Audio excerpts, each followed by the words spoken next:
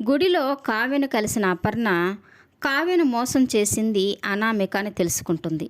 ఇక తనని దగ్గరికి తీసుకొని ఓదార్చి, నేను చెప్పేది విను కావ్య, నువ్వు ఇంటికి వచ్చి బుద్ధిగా వాడితే కాపురం చేసుకో ఉంటుంది. ఇక కావ్య అయితే, నేను రానత్తయ్య, మీరు బలవంతం చేశారని నాతో కాపురం చేశాడంట, ఆయన అన్న ఒక్కొక్క మాట నా గుండెల్లో గుచ్చుకుంటుందని చెప్తూ ఉంటుంది. ఇక ఎంత నచ్చ చెప్తూ ఉన్నా కావ్య అయితే నేను ఇంటికి రానంటే రానంటుంది. ఇక కోపం వచ్చిన అపర్ణ, నాకొక విషయం అయితే బాగా అర్థమైంది, మీ ఇద్దరికీ ఈగో నిలువెల్లా సలపరవుతూ ఉంది.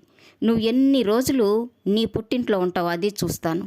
నీకే అంత ఉంటే మీ అత్తను నాకెంత ఉండాలి, మీ ఇద్దరిని కలిపే తీరుతానని శపథం చేస్తూ ఉంటుంది. అదే గుడి దగ్గరికి ఒక అమ్మాయిని కలవడానికి వచ్చిన రాహులు కావ్య అపర్ణ గుడిలో మాట్లాడుకోవడం చూసి ఇక ఆ విషయాన్ని వాళ్ళ అమ్మకి ఫోన్ చేసి చెప్తాడు. ఇక రుద్రాణి అయితే మంచి విషయం దొరికిందని వెంటనే రాజు దగ్గరికి వచ్చి, మీ అమ్మ కావ్యను కలవడానికి గుడికి వెళ్ళిందని చెప్తుంది. ఇక తనని కలిసి ఏం మంతనాలు చేస్తుందో, తనని ఇంటికి తీసుకురావడానికి ఎన్ని ప్రయత్నాలు చేస్తుందో అని లేనిపోనివి రాజుకి చెప్తూ ఉంటుంది. ఇక ఇంటికి వచ్చిన అపర్ణను చూసిన రుద్రాణి, అమ్మవారి దర్శనానికి వెళ్ళావా లేక అయ్యవారి దర్శనానికి వెళ్ళావా అని అంటూ ఉంటుంది. ఇక రాజు కూడా, ఎక్కడికి వెళ్ళావు మమ్మీ, ఆ కావ్యను కలవడానికి వెళ్ళావా అని తను కూడా అంటూ ఉంటాడు. ఇక కావ్యను కలిసిన సంగతి రాజుకి ఎలా తెలిసిందా అని వాళ్ళ అత్తయ్య వంక చూస్తుంది. ఇక వాళ్ళ అత్తయ్య అయితే రుద్రాణి చెప్పిందని కళ్ళతోనే చెప్తూ ఉంటుంది. ఇక అపర్ణ, అవును, నా కోడల్ని కలవడానికే గుడికి వెళ్ళాను, తన తప్పేమీ లేదని కూడా తెలుసుకున్నాను అని చెప్పి, అత్తయ్య మీకు ఒక విషయం తెలుసా, మీరు మామయ్య ఎప్పుడో ఒక దోషాన్ని ఇంటికి తీసుకొచ్చారంట, ఆ దోషం పోతే కానీ మన ఇంటికి పట్టిన పీడ పోదంట, పంతులు గారు చెప్పారు అని రుద్రాణిని ఉద్దేశించి అపర్ణ అంటూ ఉంటుంది.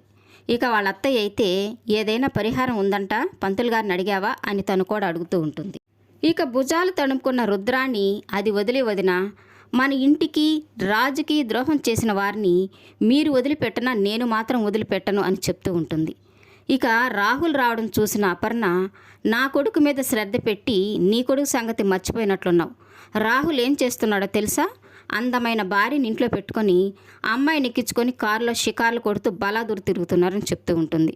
ఇక రాహుల్ సంగతి తెలిసిన అపర్ణ, రాహుల్ సంగతి నేను చూసుకుంటానులే, పద రాహుల్ లోపలికి వెళ్దాము అని అంటూ ఉంటుంది. ఇక ఇదంతా ఇంటూ ఉన్న స్వప్న, నువ్వేంటి చూసుకునేది, తన సంగతి నేను చూసుకుంటానని తను చెప్పాల్సిన పద్ధతిలో రాహుల్కి లెఫ్ట్ అండ్ రైట్ ఇచ్చుకుంటుంది. ఈ వీడియో నచ్చినట్లయితే లైక్ చేయండి, సబ్స్క్రైబ్ చేయండి. Thank you for watching.